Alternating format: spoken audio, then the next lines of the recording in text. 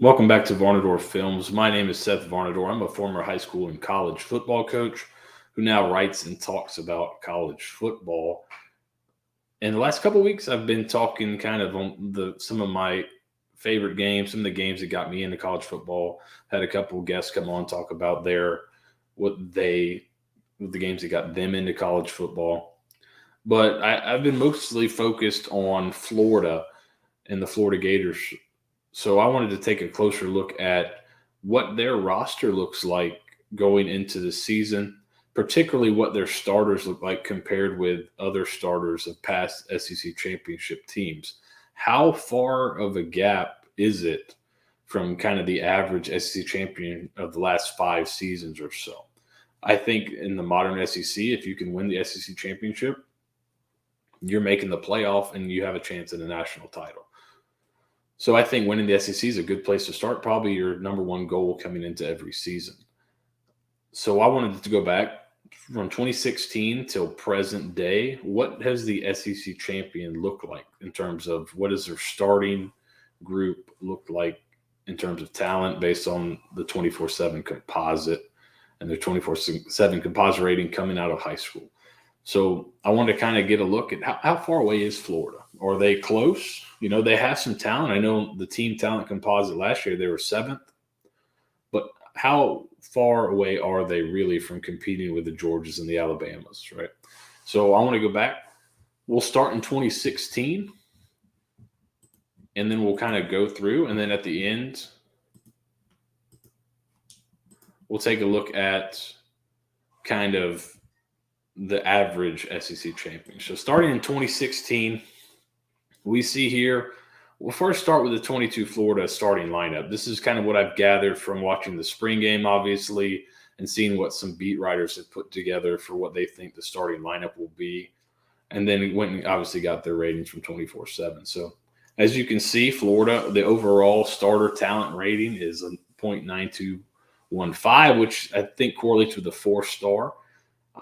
16 overall blue chip starters. So the 22 starters, 16 of them were blue chips. That means 4 or 5-star rating out of high school. The offensive starter talent is a 0.9199, which is a low end 4-star. 7 of those guys on the offense are blue chip players. Defensively, you got a 0.9231 defensive starter talent. Again, low end 4-star. 9 of those guys are blue chip out of the 11. So comparing them to, we'll start with 16 Alabama. This is one of the more talented teams. We'll see. They had 20 of their 22 starters were blue chip players. 9 of their offensive starters were blue chips. All 11 of their defensive starters were blue chips. That's something that's a trend, especially the last few years as the talent tends to concentrate a little bit more at certain schools. Those defensive starters are typically always blue chip guys. But let's look at, you see 16 Alabama here. They had 4 more blue chip starters. Typically, the offenses are a little less talented. So you guys can kind of make their way. You see here, Alabama has a 3-star tight end and a 3-star offensive lineman. 3-stars kind of tend to start a little bit more on offenses than they do on defense. Like I said earlier, defenses are really blue chip. If you have an SEC championship defense, for the most part, you got a lot of blue chippers. The next year, we'll see an exception to that, but for the most part, that trend held pretty strong. So obviously here, Florida is, 4 blue chippers behind, and that could be pretty important. And then you see the average starter for Alabama is kind of a mid to higher end 4-star talent, where Florida, you're kind of a lower 4-star talent here. And you can just look at it defensively. The average star rating for this 2016 Alabama defense is a 4.45, which is pretty ridiculous. They got a bunch of 5-stars on that defense as well. You see Florida's defense has 2 5-stars on it, and then a couple 3-stars as well. So there's a bit of a gap there, and this will be a trend you kind of see continue. This 2017 Georgia team was interesting because you think about the defense when you think about Georgia. This 2017 Georgia team actually had all 11 of their offensive starters were blue chip players. You see their average star rating was a 4.36. But you look at the overall starter talent, it's a little bit closer than the previous year, right? The previous year, you had Alabama at a 95.95. You see Georgia's 2017 Georgia's at a 0.93. So this team, I think, was probably a little early, right? And you had the freshman quarterback. You had some really good players offensively. You see some of those star ratings there. Not all these guys panned out to be stud players, but they were all pretty good. So you got 11 blue chippers on offense, 7 on the defense. You see this is kind of one of the early Georgia teams. You got a walk-on starting and a lot of your defensive backfield.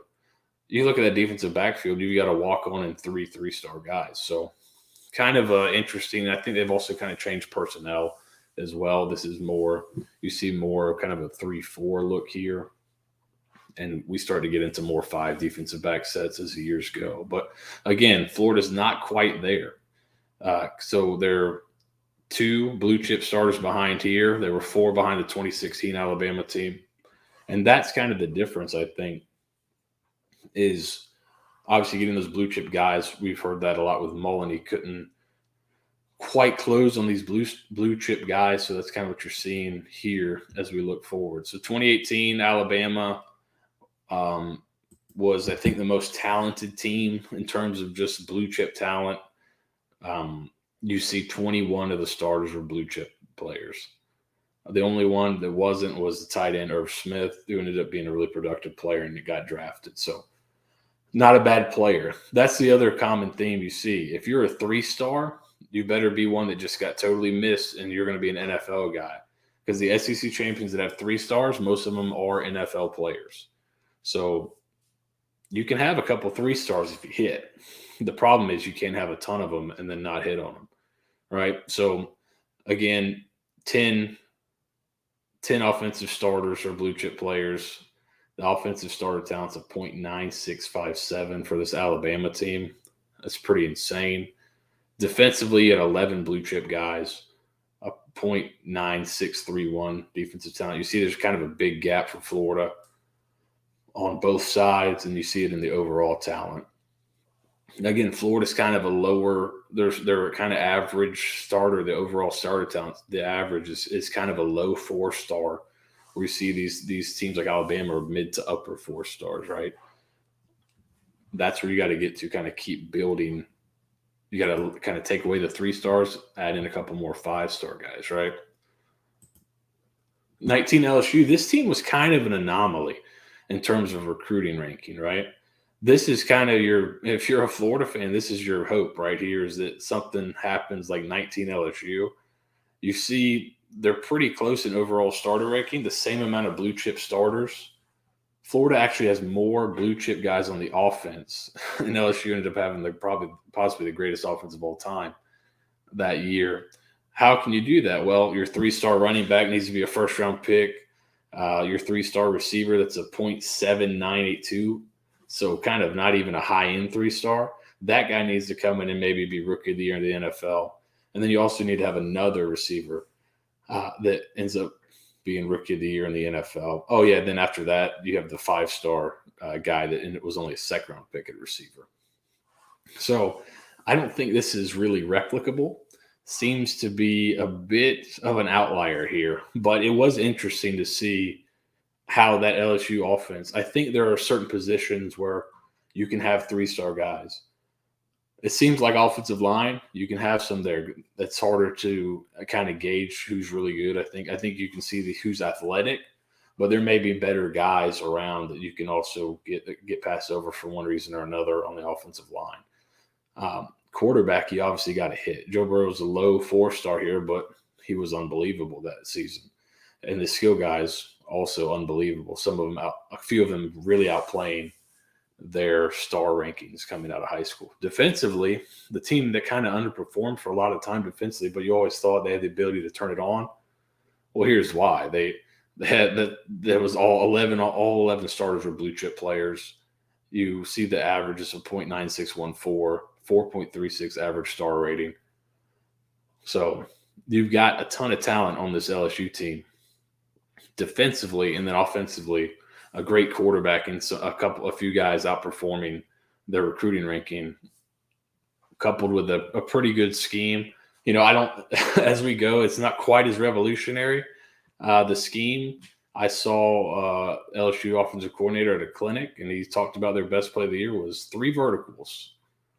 That works when you got Joe Burrow and 2 NFL Rookie of the Year receivers out there. That probably makes it a little bit easier. So it might not have been the schematic revolution we all thought, but they did do some interesting stuff, and they were really good.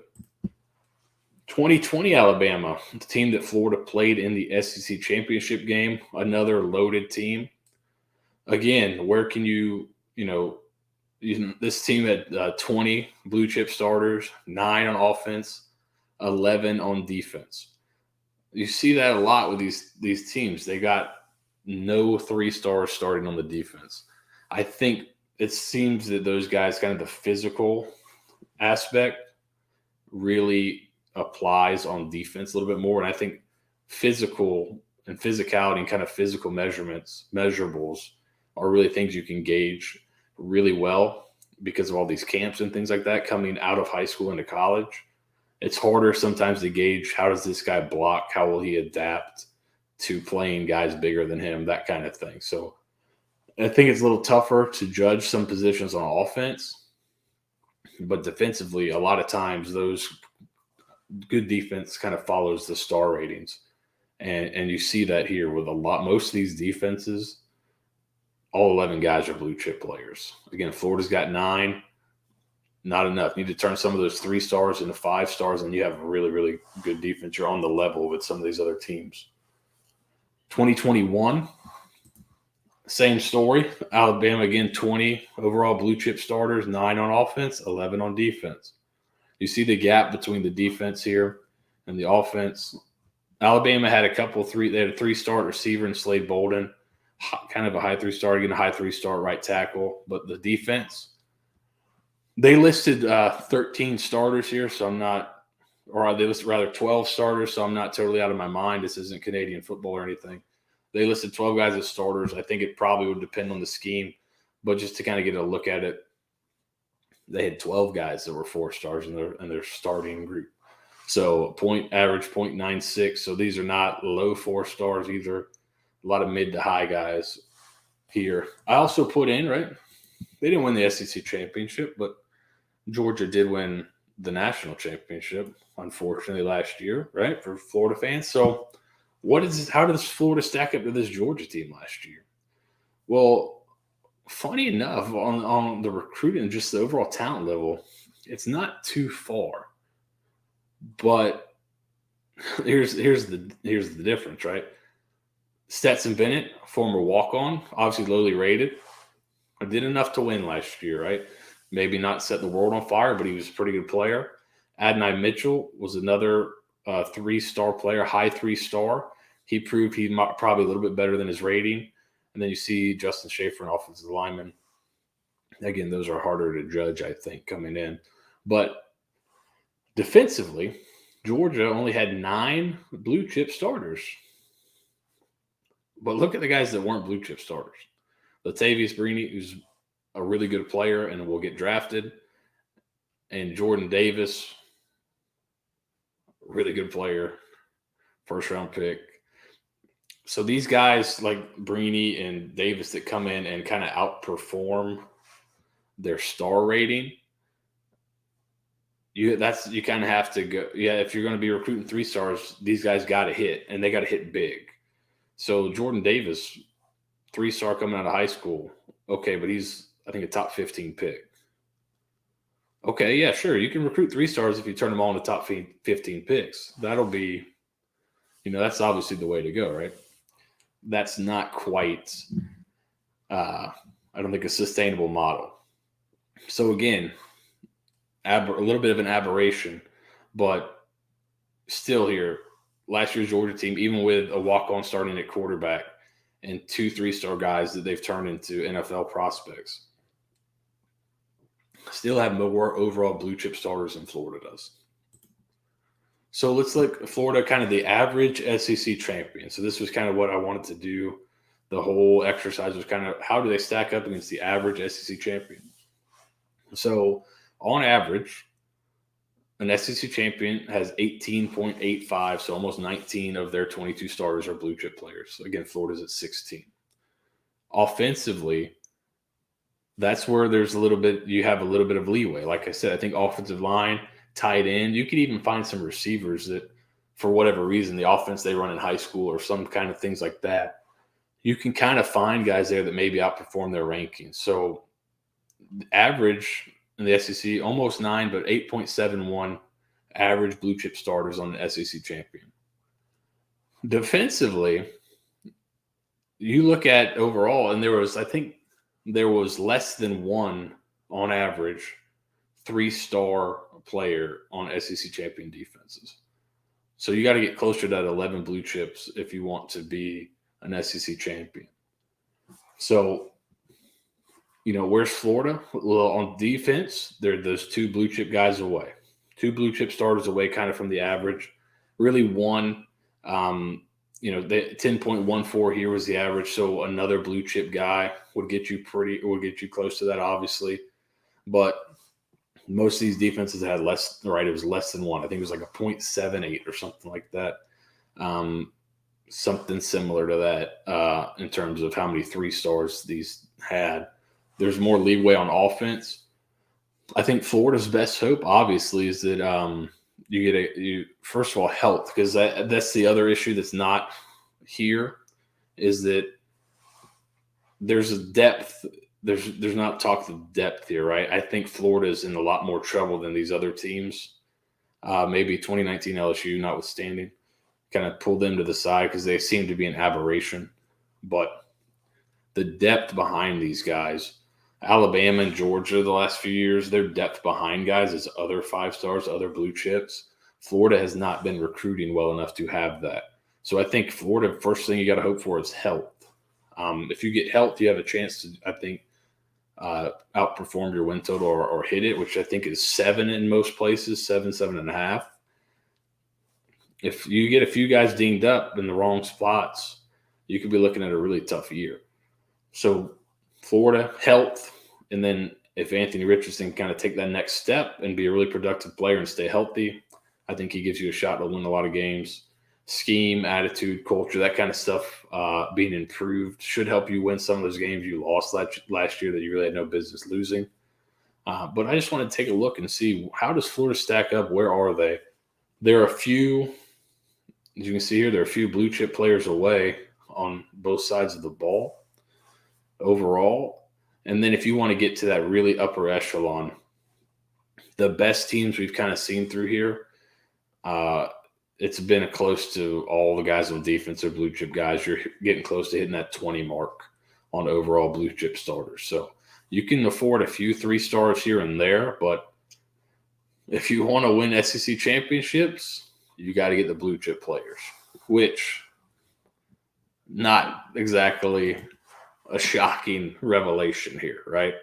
So Florida's obviously, I think, done a much better job, it seems like, so far in the Billy Napier area of getting those guys on campus. You're seeing a lot of 4- and 5-star visitors, a lot of 4- and 5-star official visitors. Obviously, they got to close, and there's all kinds of websites you can find a lot of information on those kind of things. But I just wanted to kind of see, how does Florida stack up? Do they have a chance? Is it one of those times where, man, they're really talented, it was a coaching issue, or is it kind of a bit of both? I think last year was a little bit of both. They've obviously have some talent. Hopefully the new coaching staff can kind of get them to take their game to where they're up to the next level, where they're not losing these games they should win on talent alone. And then if those guys can take the next step, that's where you kind of get a maybe better than anticipated first year. So that's kind of it for this week. Just Florida's obviously, I think this is intuitive. Everyone kind of understood that Florida's recruiting had been a little lax the last few years, but this is kind of the data to see how far away they are and where those improvements need to be to kind of be that average SEC champion, right? So next few weeks, we'll be getting back into the college football games that made us series. I've got some cool people coming on to talk about their favorite games.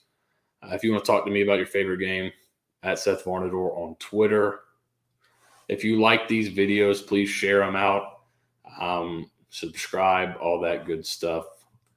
Thank you for watching. We'll be back next week with more college football talk.